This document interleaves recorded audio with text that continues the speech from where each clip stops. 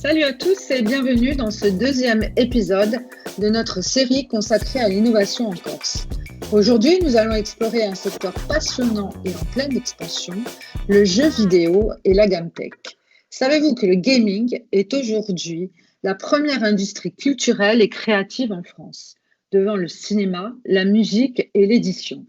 Ce marché représente une véritable opportunité pour la Corse qui pourrait tirer parti de la structuration de cette filière pour créer un écosystème dynamique et compétitif. Mais entreprendre dans le jeu vidéo en Corse, est-ce vraiment possible? Quels sont les défis, mais aussi les atouts de notre territoire pour les startups du secteur? Pour répondre à ces questions, nous avons invité deux entrepreneurs incubés chez Initia, l'incubateur de Corse. Aurélien Onimus, bonjour Aurélien. Bonjour. Qui est fondateur de TangiBlock, qui est un studio de jeux vidéo dédié à la culture Web3 et l'univers crypto. On va en savoir plus dans un petit moment. Et Lydiane Fenech, bonjour Lydiane. Bonjour. Ou Lydian, je ne sais pas. Mais Lydian, c'est bien, Lydian. Lydian, c'est bien. Fondateur de Game Early, une plateforme qui connecte les studios de jeux aux joueurs pour optimiser l'engagement et la croissance. Donc, suivez-nous, c'est parti dans cet univers de l'innovation, du gaming et de la crypto.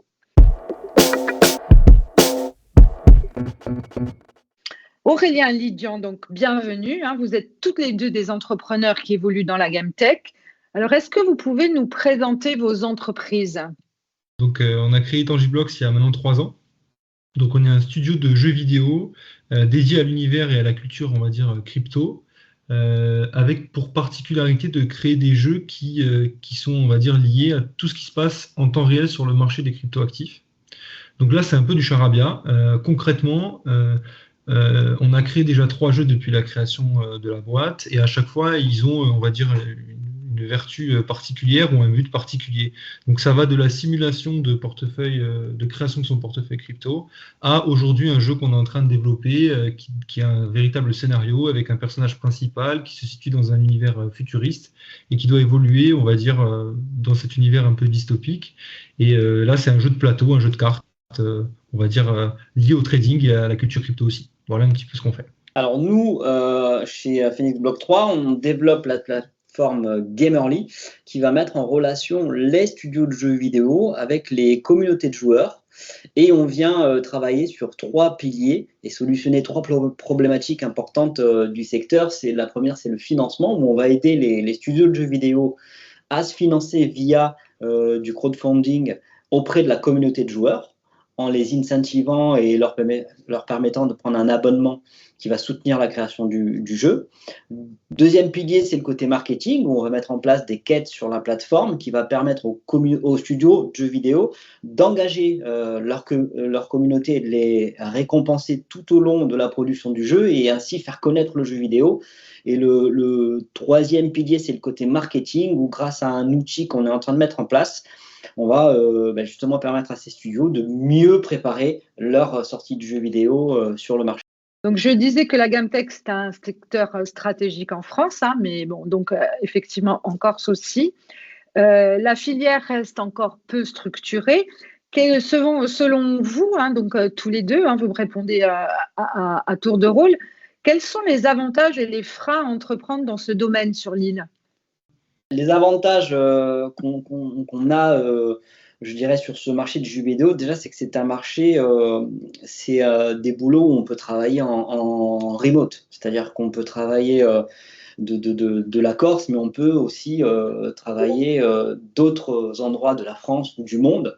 L'avantage, c'est que c'est ultra connecté et surtout, c'est un marché auquel on accède directement au monde, quoi. Le marché du jeu vidéo, c'est mondial, donc on peut très bien avoir un studio de jeux vidéo en Corse, développer son jeu vidéo et accéder directement au marché international, via des plateformes comme Steam, qui sont des plateformes de vente de jeux.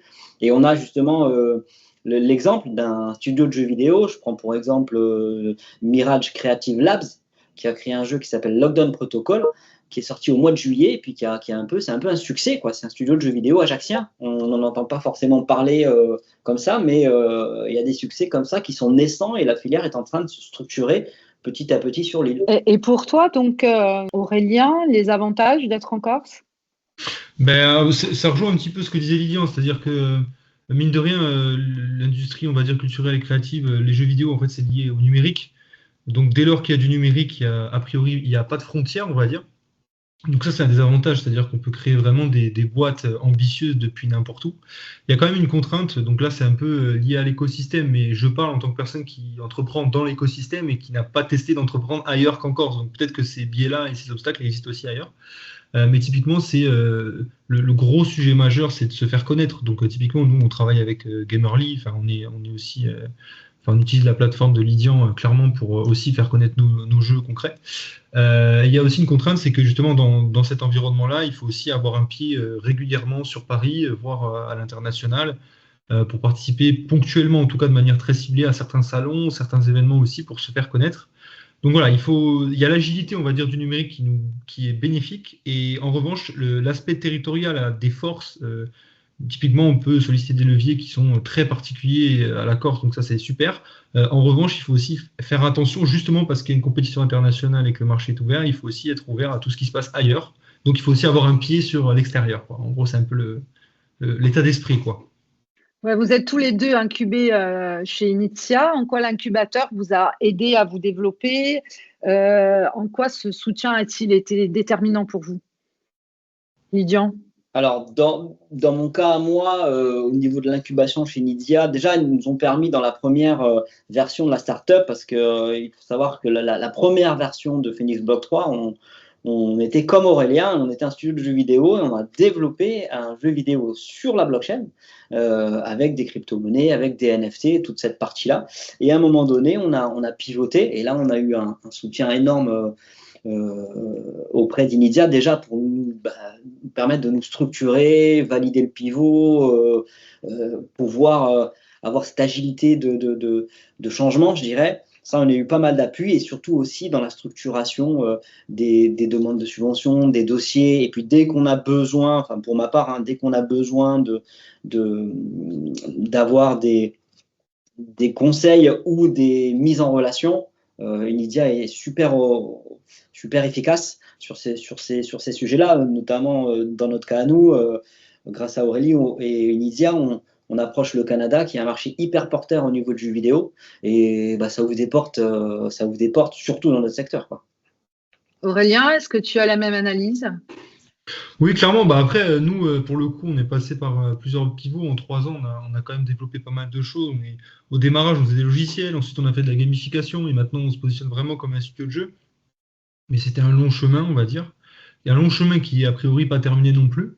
Et clairement, Inidia, pour ça, c'est super, dans le sens que c'est aussi un soutien, on va dire, quotidien. Nous, on y est tous les jours. Enfin voilà, on a ce truc-là, on a vraiment les locaux, on est là tout le temps, quoi. Donc on échange très souvent aussi avec les chargés d'affaires. Pour ça, donc c'est plutôt, on va dire, c'est bien, parce que quand on entreprend, on se sent vite seul. Et typiquement dans notre industrie, qui est quand même très spécifique, je dirais oui, c'est porteur en France, mais il n'y a pas non plus énormément, il n'y a pas pléthore de boîtes qui font ce genre de choses. Et typiquement, l'analogie est identique dans la région en Corse. Il faut trouver les boîtes. Donc typiquement, Lydian mentionne le studio qui est ajaxien. Bon, typiquement, moi, avant que Lydian en parle, jamais j'avais entendu parler de ce studio. Donc en fait, il y a aussi une notion de démocratisation du fait que, en fait, il y a des boîtes dans l'industrie culturelle et créative en Corse qui font des success stories, en fait. Donc voilà, c'est un peu le global. Donc ouais, Lydia toujours là. On y est, on est très content, et voilà, nous se soutenons, on va dire, sur toutes les phases et tous les questionnements qu'on avait eus. Voilà, et je dirais que même pour eux, parfois, c'est des découvertes aussi, parce que c'est des industries quand même très spécifiques. Donc je pense qu'il y a aussi quelque chose de gagnant-gagnant à la fois pour eux, mais aussi pour tous les entrepreneurs dans cet écosystème-là. Vu qu'on évolue plus ou moins sur la même filière pour le coup, et même d'autres qui sont un peu plus éloignés, ils sont plus dans la gamification, je pense à d'autres boîtes qui sont incubées, du coup, en fait, c'est quand même gagnant-gagnant pour tout le monde. Et si vous aviez un conseil tous les deux pour des futurs entrepreneurs qui voulaient se lancer dans ce domaine, dans la GamTech, ou dans d'autres entreprises de vente, ça serait lequel? Alors, déjà, d'y aller, parce qu'il faut pas, il faut y aller, quoi. Il y a des choses à faire, faut pas avoir peur d'y aller, tout ça parce qu'on est en Corse. Parce que je pense que vraiment, il y a des choses à faire en Corse. La filière est à structurer. Je vous donne un exemple. Je te donne un exemple, c'est l'île de la Réunion qui a un cluster de jeux vidéo, quoi. C'est beaucoup plus loin que la métropole. Et il y a, je sais pas combien de studios de jeux vidéo et des jeux vidéo et un chiffre d'affaires qui est fait l'année. Donc, il faut pas avoir peur de se lancer et de croire que parce qu'on est en Corse, on peut pas y arriver. C'est pas vrai. C'est vrai que, comme le dit Aurélien, faut beaucoup bouger sur Paris au début de l'aventure, mais une fois qu'après le studio est connu, je pense qu'on aura besoin de moins bouger. Ça, c'est une évidence. Et en tant qu'entrepreneur, c'est surtout croire en ce qu'on fait, bien travailler son plan, bien travailler, même si on a souvent des pivots, et y croire et se lancer, parce que franchement, il y a des choses à faire dans cette industrie en Corse sans souci, quoi. Aurélien, est-ce que là aussi tu as la même analyse ou tu aurais un conseil plus particulier à donner? Ouais, alors je suis assez aligné avec tout ce que dit Lydian, hein. De toute façon, il faut y aller, entre guillemets, si on a envie, on y va. Il faut l'optimisme, et en fait, ça c'est important aussi, il faut l'énergie. C'est très très important. Parce que, en fait, une chose qu'on dit peu souvent, on vend beaucoup l'entrepreneuriat, mais c'est très dur. Et en fait, il faut l'avoir en tête. Et en fait, ça peut paraître un peu banal ce que je dis, mais de le savoir avant de se lancer, je trouve que c'est déjà une victoire. Parce qu'en fait, beaucoup partent avec l'illusion de se dire, je vais monter une boîte et en 6 mois, elle sera rentable, ça va être incroyable, on va être connu à l'international. C'est pas aussi simple. Voilà, c'est pas aussi simple. Et il faut le savoir avant. Et pour le coup, si on le sait avant, on sait déjà qu'on va potentiellement avoir des obstacles, des refus, mais aussi des victoires. Et donc, on va apprendre aussi à vivre avec. Donc ça, c'est vraiment plutôt une remarque générale qui, à mon sens, complète ce que dit Lilian. Et après, la deuxième chose, c'est que je dirais plus, et ça c'est plus d'enseignement personnel, c'est que son projet, c'est pas forcément ce qu'on est. C'est-à-dire que on peut avoir un projet qui est à remettre en question, ça veut dire qu'en tant qu'individu, il faut se remettre toujours en question. Et donc le chemin de l'entrepreneur, il est aussi là. C'est savoir quand est-ce que là, il faut que je me remette en question en tant qu'individu, parce qu'il y a peut-être des comportements, ou même en termes de management, enfin de plein de choses où je dois me retravailler. En revanche, quand est-ce que là, c'est le projet et la structure même du projet, dans le fond, qu'il faut questionner justement pour phaser ou alors pivoter. Là, c'est plutôt plus ou moins, on va dire, comment évoluent les choses, quoi. Et aujourd'hui, satisfait? Franchement, oui, hein, c'est-à-dire que, je sais pas, bon là, Lydian, j'ai un peu pris le pas avant que tu voulais répondre toi, Lydian. Mais du coup, en fait, mine de rien, la boîte, nous, c'est très bête, hein, mais c'est déjà une victoire. C'est une boîte qui a bientôt plus de 3 ans, donc c'est déjà une victoire dans tout ce qui est numérique. En fait, il y a plein de boîtes qui meurent avant 3 ans, donc ça, c'est déjà une victoire. Évidemment, moi personnellement, parce que je suis entrepreneur, je suis insatisfait parce que je me dis, on avance, mais pas aussi vite que ce que j'aurais aimé. Mais c'est toujours cette dualité-là, en fait, on va dire. Dans les faits, on est toujours là et on avance, on progresse, et il faut regarder ça aussi, quoi. Voilà. Lydian? Ouais, moi aussi, hein, je rejoins un peu Aurélien sur le fait qu'on est satisfait un peu du chemin qu'on a parcouru.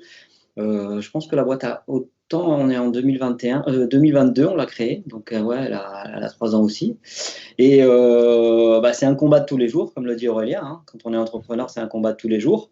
Mais on est satisfait du chemin qu'on a parcouru, la plateforme est lancée, on commence à avoir de l'attraction sur le produit, des gens de l'industrie du jeu vidéo qui commencent à s'intéresser à nous. Donc voilà, donc c'est quelque part vraiment satisfaisant du parcours. Il y a encore beaucoup de chemin à faire. Mais voilà, on y croit, on s'accroche, et puis on a envie d'embarquer aussi des gens, si les gens écoutent ce podcast et qui se posent la question s'il faut y aller dans le jeu vidéo, n'hésitez pas, allez-y, on a un écosystème à créer sur l'île, il faut vraiment mettre de l'énergie, faut se lancer. En plus, on a les outils comme Inidia qui est un super incubateur et qui nous aide, la DEC qui peut soutenir financièrement s'il y a besoin, ou la BPI. Donc voilà, faut y aller, il y a des solutions. Donc n'hésitez pas à venir nous aider à structurer cette filière.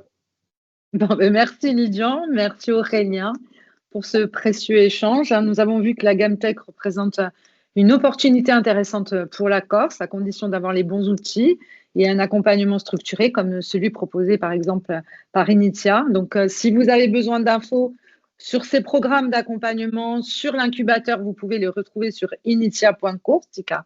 Et nous, on se retrouve bientôt pour un nouvel épisode dédié à l'innovation en Corse. À très vite.